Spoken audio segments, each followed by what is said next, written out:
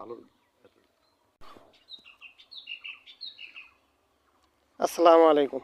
ওয়ালাইকুম আসসালাম। কাকা একটু পরিচয়টা বলেন। আমার নাম মোহাম্মদ আব্দুল লতিফ, গ্রাম কয়রা বাবুলপুর, কয়রা বাজার, বল্লভরা সিরাজগঞ্জ।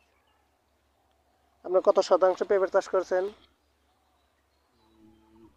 জমিটা 60 শতক, হয়তো যতটুকু গাছ লাগানো আছে তাতে হয়তো 50 শতক। 50 শতক। এই কি ফার্স্ট? আপনার লাইফে ফার্স্ট? হ্যাঁ, এই প্রথম আমি চাষ করছি।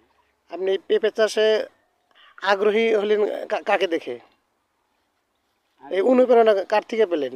আগ্রহী অনেক সময় আসলে অন্য কারো কাছ থেকে না, হয়তো মিডিয়ার মাধ্যমে, বিভিন্ন মিডিয়া টিডিয়ায়, ফেসবুক, ইউটিউব, এই জায়গা থেকে কিছুটা সাহস নিয়েছি। ওখান থেকেই একটু মানে সাহস নিয়ে এগুলো। মানুষ সাহস নিয়ে 5 শতাংশ 10 শতাংশ করে, আপনি সাহস করে একদম 40 শতাংশ চাষ করতেছেন। আপনার কতগুলো গাছ আছে 40 শতাংশে? গাছ আছে বোধ হয় 690টা বা 80টা এরকম গাছ। লাগানোর পরে কি কি সমস্যার সম্মুখীন হয়েছিলেন? এই গাছটা এরকম কি জন্য?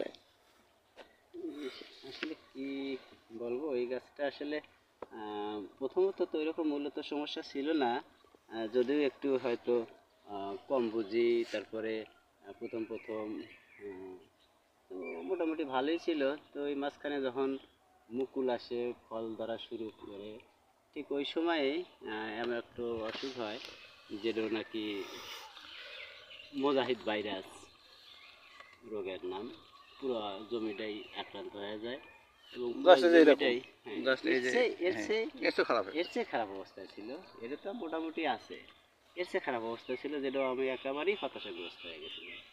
যে গাছ এক পর্যায়ে মানে মনের থেকে খুব খারাপ লাগার কারণে দেখা গেল যে আমি মনে হয় গাছ পরিচর্যাই বাদ দিয়ে দিচ্ছি, বা চিকিৎসাই করবো না, ছেড়ে দেবো, অন্য কিছু করি, তুলে দিয়ে, এরকম অবস্থায়। তো যাই হোক, তারপরে একদম হতাশাগ্রস্ত হয়ে গেছিলেন? হ্যাঁ, হতাশাগ্রস্ত তো নিজে হয়েছি। তারপরে তো হয়তো বিভিন্ন জন, বিভিন্ন লোক বিভিন্নভাবে দেখে যে আপনি সপ্তাহে কয়দিন ওষুধ দিতেন?